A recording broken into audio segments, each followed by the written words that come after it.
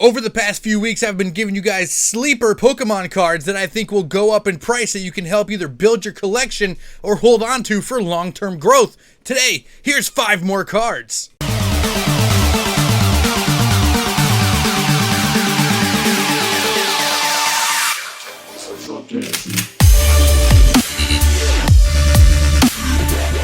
What's going on, Funhouse crew? Welcome back to the channel, TCG Funhouse, where we open up Pokemon cards, we talk about Pokemon cards, and in today's video, we're continuing our series of building a nice, undervalued Pokemon TCG card portfolio for long-term growth, or really just helping you guys build an amazing, awesome, ideal Pokemon TCG collection. This is episode number 4 of the series that will be going on for as long as, however, because you guys have really been enjoying these. I really appreciate all the comments you guys leave down there thanking me for the information.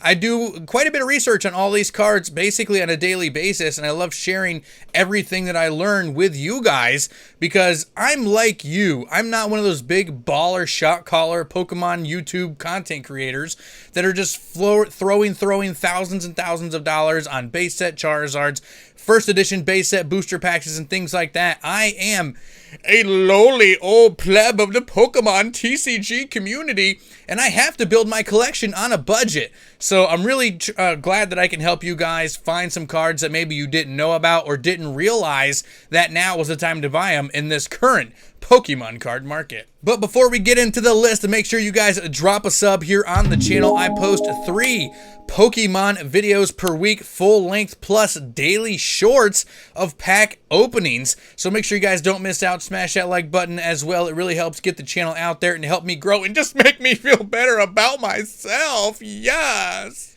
But anyway, let's get into the content, guys. Again, we're going to be using our key ingredients, a little acronym that I came up with called FACTS, F-A-C-T-S, and every single one of those is very important for the cards that I choose that I think will go up in value over time. F stands for fan favorites. You need to make sure that when you're picking up cards that you plan on selling down the road, that you're grabbing the fan favorites because they're so much easier to sell when you have to. The demand will always be higher. A stands for affordability.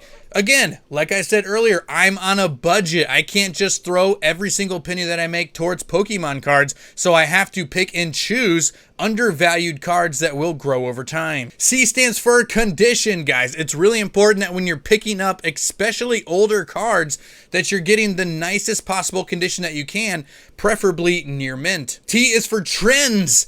Trends. You can really end up buying low and selling high very, very frequently if you're paying attention to the current trends in the Pokemon TCG market. And then finally, S stands for supply. It's really important to know the rarity of the card and how many there are out there. Looking at things like first edition or shadowless can really help boost the value of a card, and a lot of people may not know. All right, guys, enough of the chitter chatter. Let's dive right into the list here of 5 Pokemon TCG cards that I think are undervalued that you can get for a steal right now to bolster your collection and have for long-term growth. And I'm going with the Lapras V Shiny variant from Shining Fates, the full art V card, not VMAX. VMAX is also a good buy, but it is a few dollars more because the main reason why this Lapras card is on the list is because it is so affordable. Yes, it check marks a lot of those facts that we talked about before, but there is 174 near mint condition shiny Lapras V full arts on TCG Player right now for about $2 to $3. A full art shiny variant for $2 to $3. That is absolutely insane. Supply on this card is very, very high right now, and demand is very, very low. And this is the floor that you want to buy these types of cards at. I really don't see this card ever coming more down in price than it is right now. Now, again, it's not going to be a $400 or $500 card down the road, but with 174 available right now, just take a think that 15, 20 years from now, is there going to be 175 of these on the market for TCG Player at $2? Absolutely not. Is a fan favorite, probably the fan favorite ice type as well. Everybody has a memory for a Lapras that played back in the day with the red and blue. The little picture of the little sprite that you ride the waves on is a Lapras. Like, everybody knows Lapras. I can't believe how affordable and how low of a price this card sells at right now. because it was a crazy card. Everybody wanted this when Shining Fates was released. They were like, dude, that Lapras is amazing. And now they're just like, nah, I got 2 or 3 of them. Let me just go ahead and get rid of them for $2 a piece. $2 a piece? That's insane. Make sure you guys are picking up some of these Laprases, because I really don't feel like you're going to lose. This is like almost a not losable position. Fan favorite, near mint condition, high supply, low demand. Down the road, the demand's going to go up, supply is going to go down. It's a good time to buy this card right now. All right, moving on down the list, guys. We're going vintage. We're going Wizards of the Coast all the way down to Gem Heroes. I'm going with Lieutenant Surge's Pikachu. Now, not just any Lieutenant Surge's Pikachu, because that's just a common card. I'm going for first edition. You want that first edition card in this particular card because it's the rarity, right? We talk about the supply, and getting first edition common is really just as rare as getting like a rare card from regular unlimited. So it adds a huge rarity marker on that. And first edition cards, to put it in perspective, over on TCG Player, normal unlimited for Lieutenant Surge's Pikachu, number 81 from Gym Heroes, it is 145 available. First edition's only 40, so it's 1/3 more rare, right? So it's 3 times 1/3. 3 times more rare than the normal version. And you can actually get the near mint right now for in between $8 and $9 and $10. And I'm actually okay going down to lightly played for this particular card, because it saves you probably about 25 to 30%, to where the lightly played version is about $6 to $5. Now, the reason why lightly played is okay for this type of card is because it's already 20 years old. So this card is already 20 years old. So after 20 years, if it is still in lightly played condition, that is not bad at all. And if you do your job protecting it and keeping it as a lightly played card for the next 20 years, it's going to be in very good condition for a 40-year-old card. Now, on top of that, Lieutenant Surge's Pikachu, obviously it's a mascot, right? Pikachu is the Pokemon mascot. It is always going to be pushed for like the Pokemon Company. Talk about like the ultimate fan favorite. Pikachu is everywhere and will always be everywhere. It is synonymous with the Pokemon brand. So anytime you can get older vintage Pikachu cards, I really don't think you're going to lose value or anything like that, because the more that Pokemon pushes Pikachu and the more new people that come into the niche see Pikachu first, and young kids love Pikachu, it's just going to continue to carry value. I don't see Pikachu as a card that's ever really going to go down. So I think this is a very safe bet. And when you're getting first edition, you get that rarity as well. So looking at lightly played, near mint condition, Lieutenant Surge's first edition Pikachu, I really don't see how you can go wrong with this card. I would definitely pick some up for the collection. Continuing on down the list brings us our first legendary Pokemon of the list, back from the Johto region, Lugia. Lugia is really number 2 in terms of valuable Pokemon cards, right? So you have Charizard. People love collecting Charizard. Lugia is really second right there, and just under Charizard for collectability and growth. I'm going with the Vivid Voltage Holo Rare Lugia. For, again, the main reason, just like the previous Lapras card, is it is so affordable right now. People are still opening Vivid Voltage. It just got another reprint. You can still find Vivid Voltage out on your shelves. So the more of these Lugias that enter the market, we're back in that same situation of high supply, low demand. And when you're in that situation of a card like a Lugia, who is always going to carry value and go up, and you can just grab as many as you can for $1 a piece. These are going for $1 right now. So affordable, it's unbelievable to me. And to put that in perspective, the last 2 holographic Lugia cards that we got, talk about just standard holographics from Sun and Moon Team Up, the market price on that just regular holo card is already at $5 to $6. And then the holo rare from Fates Collide is at $6 to $8 right now. So again, those are 2 holographic Lugia cards that have already really quadrupled the price, if not 5-6 times the price of what this Vivid Voltage Lugia is, again, because there's so much of it out in the market.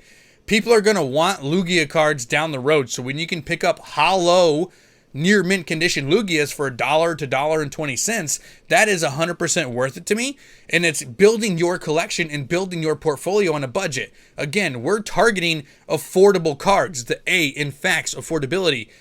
Obviously, if you can go pick up the first print run of the very first appearance of Lugia, go ahead and do that. That's a huge, huge deal and a huge growth opportunity as well. But for $1.20, picking up this current holographic Lugia card, I think is a cannot miss. I know I've said that for all 3 cards so far, but this one in particular, when you're dealing with Lugia and you're dealing with holographic and near mint, people are going to want it down the road. This card is almost going to go up double, triple the price immediately.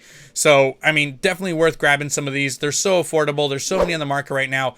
Vivid Voltage holographic Lugia, I think, is a steal. We are going to keep on going here, and I'm actually going with one of the most beautiful, awesome artworks ever printed. I'm going with the Espeon and Deoxys Tag Team GX Black Star promo alternate art card. This thing is amazing. Just look at the artwork right here on the screen. How are people not going to want this card down the road? Imagine a collection that has quite a few of these cards. Now, near mint is what you're going to want for this card. Because it is an alternate art and the full art, and there's so much colors and shiny holographic going on here, you're going to try to want to stay away from lightly played on this sort of thing. When you have cards that are fully holographic across the board, you want to make sure you're grabbing near mint, because every less issue that you can have, the better.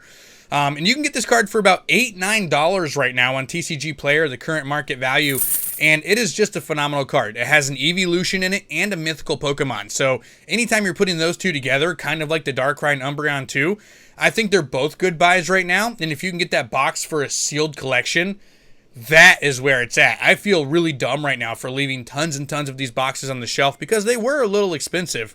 They were $50 a piece for this box, but you got both cards, which was crazy, crazy, crazy stuff. But the Espeon and Deoxys is on the list because it is cheaper than the Darkrai and Umbreon. And Espeon, the evolutions always hold value over time.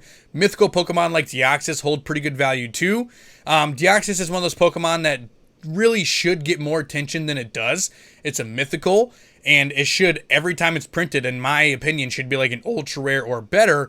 But really, you get a lot of just like regular rare or holographic rare Deoxyses, which is odd to me. So when you can find them in this alternate art version or this ultra rare version, I think it's definitely worth it. Black Star promos are a little bit harder to call because of how many were actually printed. But as much as they're reprinting packs nowadays, I think these Black Star promos are actually going to carry probably just as good, if not better value than the cards that come inside the packs. Because, yes, have you been to your stores recently? Just check out Evolving Skies. Tons and tons and tons of loose sleeved boosters. Not that many collection boxes that have them inside. So when you get this type of opportunity, I think it's amazing. 2 fan favorites here. I don't know if I'd consider Deoxys a fan favorite, but Espeon is definitely a fan favorite. Condition, buy near mint. Supply, really not that much right now, guys. There is 30 of these on TCG Player. Now compare that to, you know, the 174 for the Lapras. So crazy stuff right there. These will go up over time. Just about 6 months ago, this card was $4 to $5, and now it is at the 8-9 marker. So it's already doubled in the past 6 months. The artwork is just phenomenal. Anytime you can pick up a card with this beautiful of an artwork, it's worth buying in my opinion. So that's why I would say go out and grab some. Going vintage for the last card on the list here again. You guys know I like to mix it up a little bit between modern and vintage, give you a little bit of best of both worlds. I'm going with the Darkyarados holographic from Team Rocket, but not the standard one. I'm going with the pre-released stamped card because, believe it or not, it's about half the price. So yes, it is the same artwork, it's the same holographic pattern, all that stuff, except there's little gold letters down there in the bottom right hand corner that say pre-release. This was like the first time that they did that. They had Misty Seadra and Darkyarados were like the first 2 pre-release stamped cards that came out, and this was back during Wizards of the Coast era. You can pick up this card in near mint condition right now for about $12, to where the one from Team Rocket is actually about $22 to $23. So half the price for really the same card, but with a nice little additional, like, I don't know, I think the rarity is actually better. I'm not sure the actual numbers on them. I should actually look that up, but it seems more rare. The pre-release stamp makes it seem more rare than the regular holographic to me, but it's a beautiful card. A lot of people don't even know this card exists. Now we're going vintage.